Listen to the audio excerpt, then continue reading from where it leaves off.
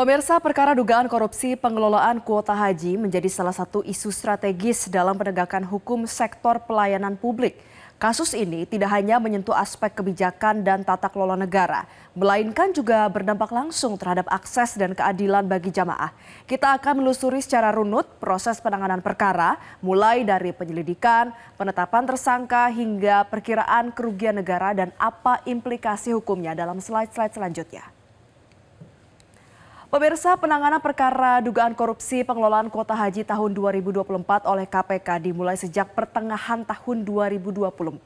KPK membuka tahap penyelidikan setelah menerima informasi dan juga laporan masyarakat terkait perubahan pola pembagian kuota haji tambahan serta dugaan adanya penyalahgunaan diskresi di lingkungan Kementerian Agama. Memasuki tahap penyidikan, KPK melakukan pemeriksaan secara intensif terhadap sejumlah saksi. Kemudian juga melakukan penyitaan sejumlah dokumen, pengamanan bukti elektronik, serta penggeledahan di sejumlah lokasi strategis. Proses ini berlangsung secara bertahap hingga akhirnya di tahun 2024, tepatnya di akhir tahun, untuk membangun konstruksi perkara dan juga memetakan peran para pihak. Dan berdasarkan hasil penyidikan, pada tanggal 8 Januari 2025, KPK menetapkan 2 orang sebagai tersangka.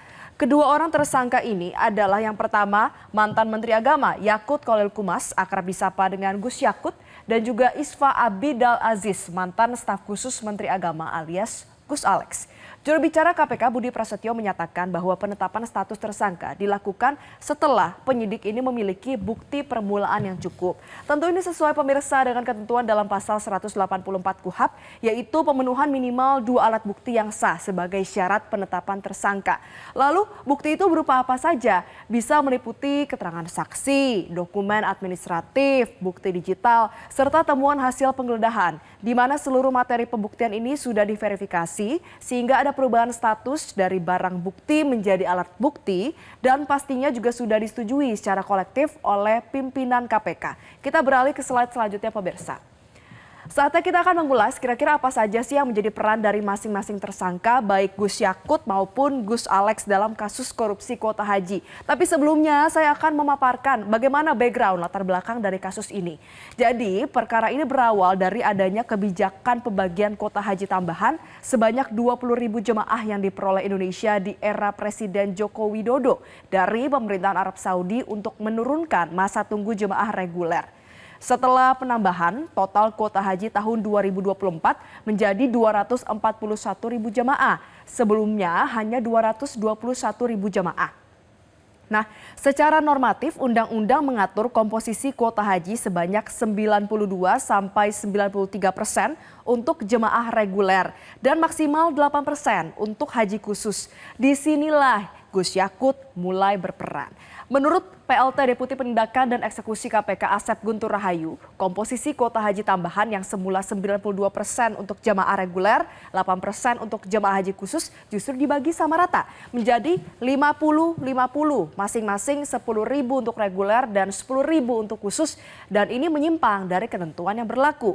Keputusan ini ditetapkan oleh Gus Yakut melalui diskresinya. Dampaknya apa? Dampaknya ada sekitar 8.400 jemaah reguler yang telah menunggu lebih dari 14 tahun jadi gagal berangkat pada musim haji 2024. Padahal seharusnya mereka masuk dalam prioritas kuota tambahan. KPK menilai diskresi tersebut tidak memiliki dasar hukum yang memadai dan juga menjadi pemicu terbukanya ruang transaksi kuota, di mana pihak penyelenggara haji khusus diduga memanfaatkan kuota tambahan melalui skema percepatan keberangkatan.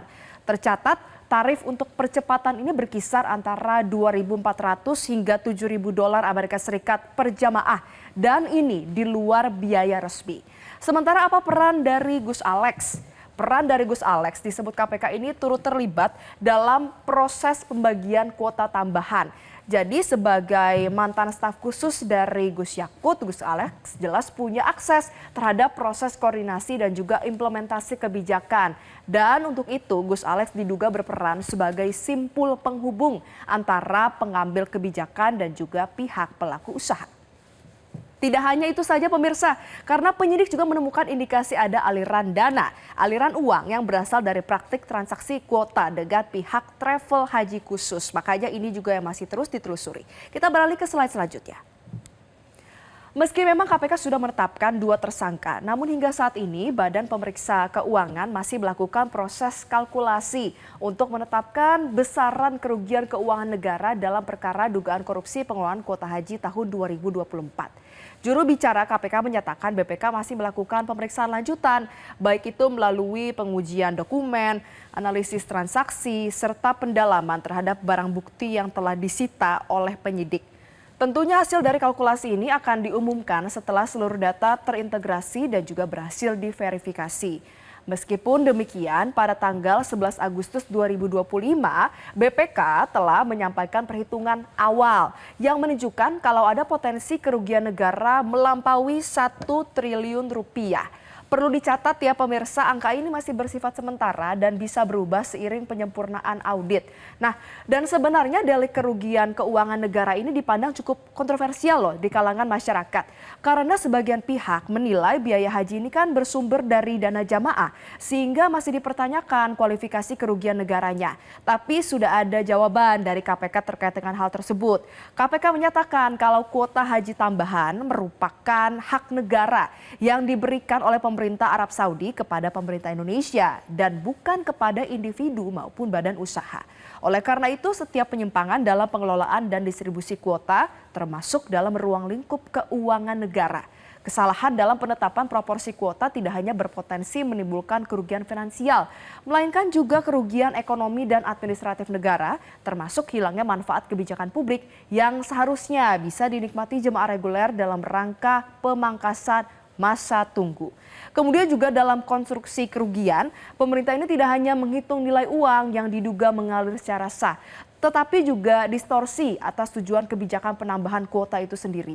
Oleh karena itu, audit BPK menggunakan pendekatan multidimensi, melihat berapa potensi kehilangan manfaat publik, penyimpangan proses, serta dampak fiskal, serta non-fiskal. Kita beralih pemirsa ke slide selanjutnya. Nah, jadi apa jerat hukum yang dikenakan oleh KPK kepada 2 tersangka? Dalam konferensi pers, juru bicara KPK Budi Prasetyo menyatakan bahwa terhadap Gus Yakut dan juga Gus Alex, dalam perkara ini mereka disangka dengan pasal kerugian keuangan negara, yaitu tepatnya pada pasal 2 dan atau pasal 3 Undang-Undang Pemberantasan Tindak Pidana Korupsi. Dan sebagai informasi tambahan pemirsa, hingga saat ini kedua tersangka masih belum ditahan.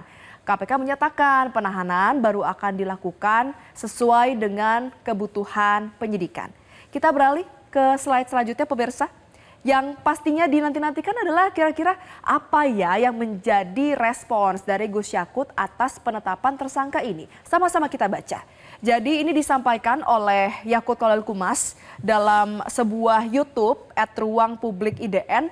Dia menyampaikan, kurang lebih ini juga merupakan potongan kutipan ya. Jadi intinya membela diri bahwa sebenarnya tambahan kuota 20.000 jemaah ini dibagi menjadi 50-50 antara haji reguler dengan haji khusus dengan memenuhi sejumlah pertimbangan. Pertimbangan disebutkan ada apa saja? Ada keselamatan jiwa, kemudian keterbatasan embarkasi, keterbatasan daya tampung di Musdalifah dan juga Mina. Jadi intinya Gus Yakut ini mengaku syok mengapa dirinya bisa ditetapkan sebagai tersangka dan menganggap diskresi yang selama ini ditetapkan ini bukanlah tindak pidana korupsi yang merugikan keuangan negara karena sudah penuh pertimbangan seperti yang sudah disebutkan sebelum-sebelumnya. Jadi kita tunggu ya pemirsa kapan kira-kira KPK akan memeriksa Gus Yakut dan Gus Alex usai penetapan tersangka dilakukan. Jelajahi cara baru mendapatkan informasi. Download Metro TV Extend sekarang.